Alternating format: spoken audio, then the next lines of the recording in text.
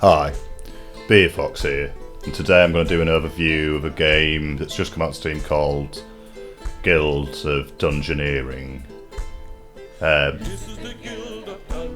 That's quite enough of that shit, thank you. So, like I say, it's just been released on Steam, I believe, for $10.99. I'll let you make your own minds whether you think a game of this calibre is worth that 11 quid. So a quick overview really is that it's kind of a card game, stroke dungeon crawler, where you take various classes into various dungeons with varying, can I say varying on various anymore, and varying objectives to complete, like kill skeletons, beat a boss, and all that type of shit.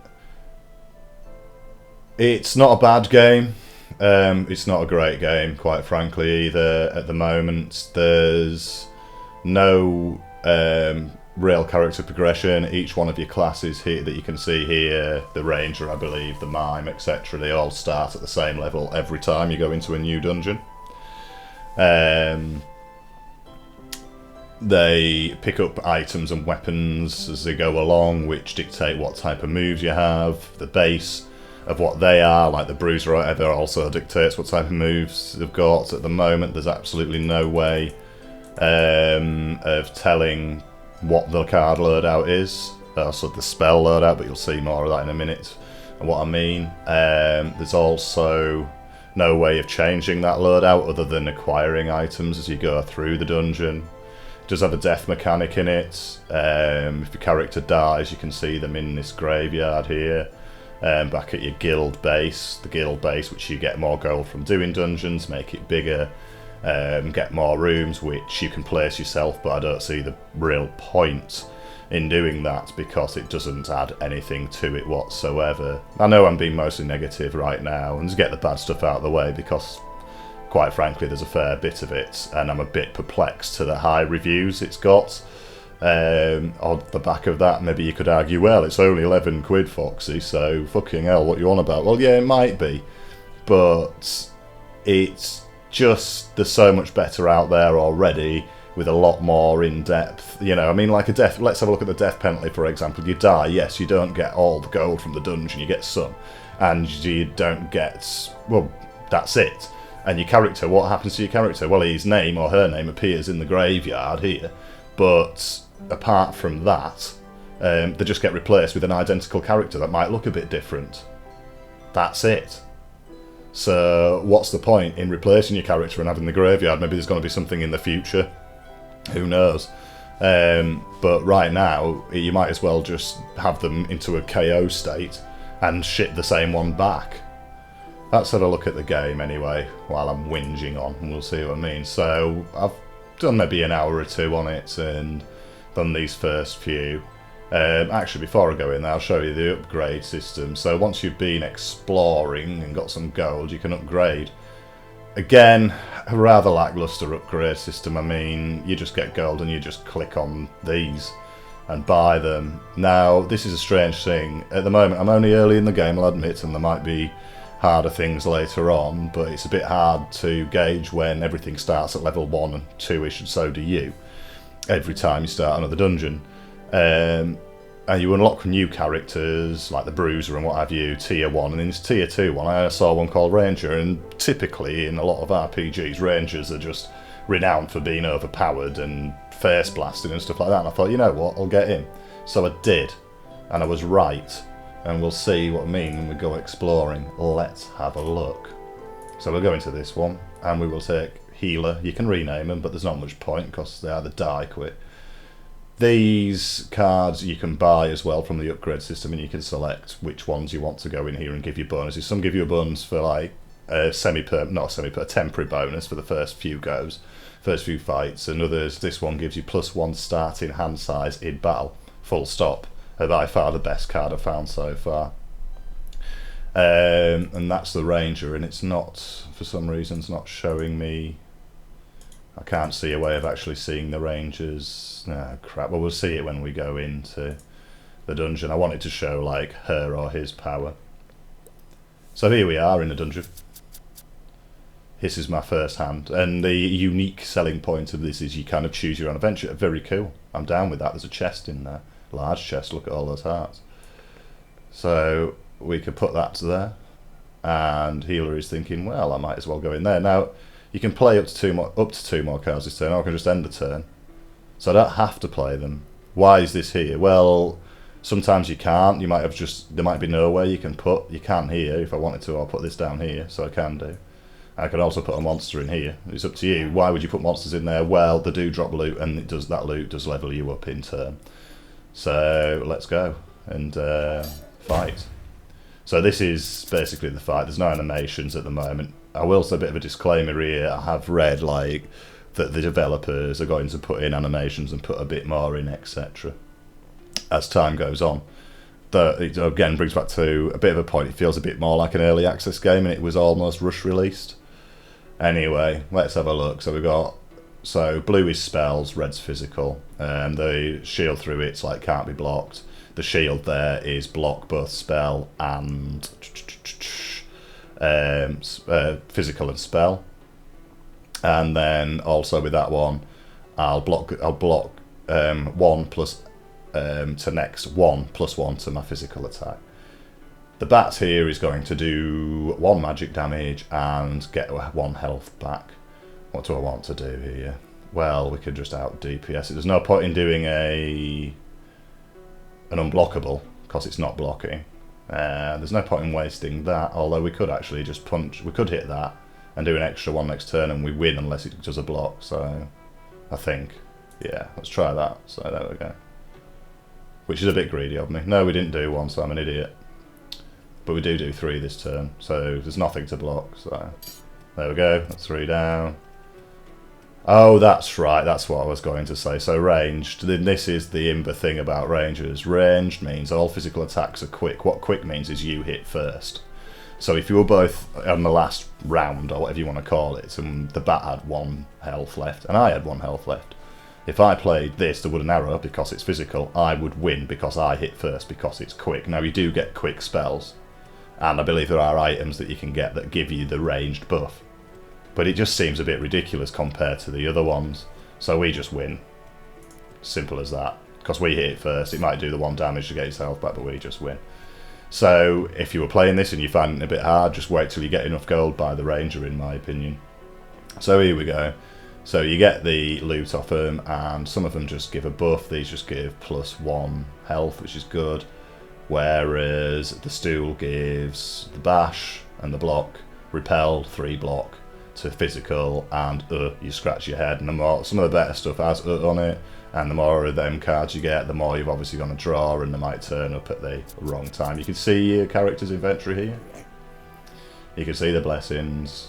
And you can see the skills that they've got from. So you can see the cards they've got from the item here, from this wooden chair, but you can't see what she starts with. And you can't load that out, you can't make your own before you start. And one of the more interesting characters I've actually played is the Mime, because he does copies and mimic and stuff like that. And it's quite good fun. So now we get to draw another room. What is the ritual completes in 9 turns to reach? So I've got to reach the objective. So, I'm not reach the objective, I have no idea anyway, so I would have thought I'd been able to put that there, but I can't. She is going to be tempted by that, so we might as well put a scary spider there. No point in leaving that there. Here we go, so here's another one, so it's a scary spider. And because the rangers, most of the rangers' default spells are physical anyway, you've got a massive advantage, so we might as well just do the unblockable and we'll get a hit, 1 hit to start with, and he loses 2. Yeah, why not, gets us ahead. So camouflage, we block his damage and we get +1 next turn, but we know we've got this, so that's 3 damage. But 2 because it, no, oh right, we just win, there we go. Ruffled shirt, not bad, hand axe, not bad. We don't want spells, not on this character. Rubbish. Yeah, that's good. That's good. But we're just going to go with this. And also ranged, I believe, gives... Yeah, that's where you can see it. Range as well gives... You get +1 damage if it was already quick. So if you get a quick spell or a quick attack, and it's just 1, say, physical damage, it'll become 2. So that is just a ridiculously... To me, that is just a massive imbalance in the game. And I'm sure it gets harder. Maybe it feels when you first start quite balanced. And because the characters are quite weak and you've got to kind of swap it out and stuff like that, but it soon gets a bit boring. So once she's completed this dungeon as well, she'll just go back to level 1, like I say, so the death penalty seems a bit irrelevant as well. I am being quite negative on it, and I enjoyed it for a good few hours, and I can see why people initially would go, oh wow, this is really good fun. But compared to something like Darkest Dungeon, you know, it's just where you do care if your characters die. You get one to like level 4, and then they have a heart attack. Or you just get a really bad run, and you can't get out the dungeon no matter how much you try. It's outrageous. So we'll block that. And get a +1 for next. And we'll just do a slice. Take 3 off there. Might as well use Fire Blast, to be honest. And then we win. Which, if any of you out there have played it and haven't played as the Ranger, then, you know, give them a try. OP. So that's +1. And we lose. Oh, right, I've already got a hat on. You know what, I like what I've got, so you can just take gold and forget it. You don't have to take them. Like, you don't have to play cards if you don't want to. You're going to have to in some, and you definitely want to level up. And you say, oh, be a Foxy missing the point and what have you. But I don't think I am, personally. The game just gets quite stale quite quickly. If it had a progression system, like if this, like, she kept a gear and leveled up and got higher ranking and dungeons with... I mean, it's a complete game balance change, isn't it? I'm just going to end the turn because I don't want to put any of those monsters down, to be honest. Plenty about already. It would matter, and some of the dungeons are quite cool. You get chased by an enemy, you could put like the monsters in front of them to stop them. But even with the Ranger at a lower level, the earlier bosses, I thought it didn't really matter. Alright, there's not much, but there's nothing to block, and we just use Flame Arrow, which is just spells from the Ranger, a bit pointless. Yeah, we'll just do that, and then we should win next turn unless it does a block. And it hasn't, so we win because that's 3 damage, I believe. Quick damage at that. Down, bang, gone. Twigs, there's helmet, wooden board, and we'll just take the gold. And you can just keep going round on some of them as well, just putting down cards and just keep going and going and going if you want, getting more gold, but it's pretty slow and laborious.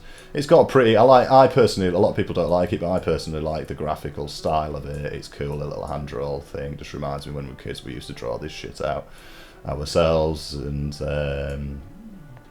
I do agree though, a lot of people have said, you know, no animations at all, and the developers have said they are going to put animations in.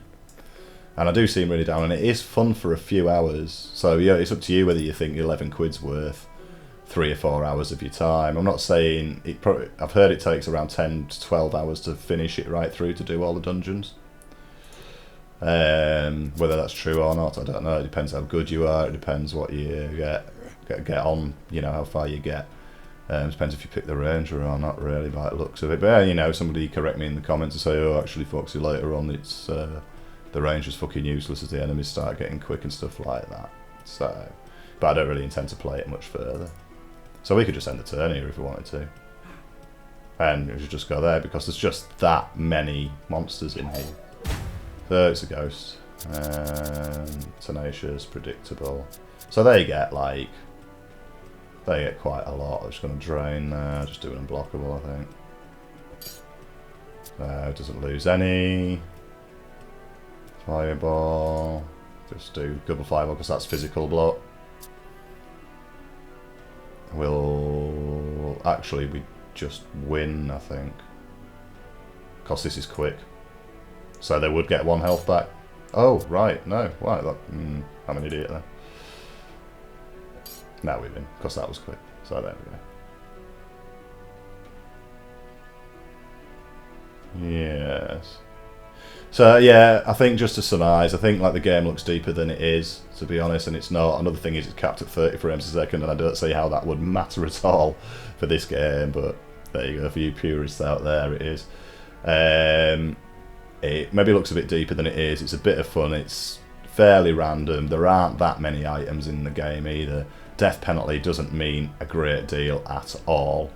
And there's, like I say, there's just no character progression or anything like that, so you can't become attached to them because you don't care. The only thing, the main annoyance is if you've got really close to the boss, or you can spend a good half an hour fighting away, and then you fight the boss because he turns up in 10 turns or something like that, and then he beats you, and that is a massive like downer, obviously. And I don't mind mechanics like that, but I suppose that is one like of the fail conditions that might really fuck you off.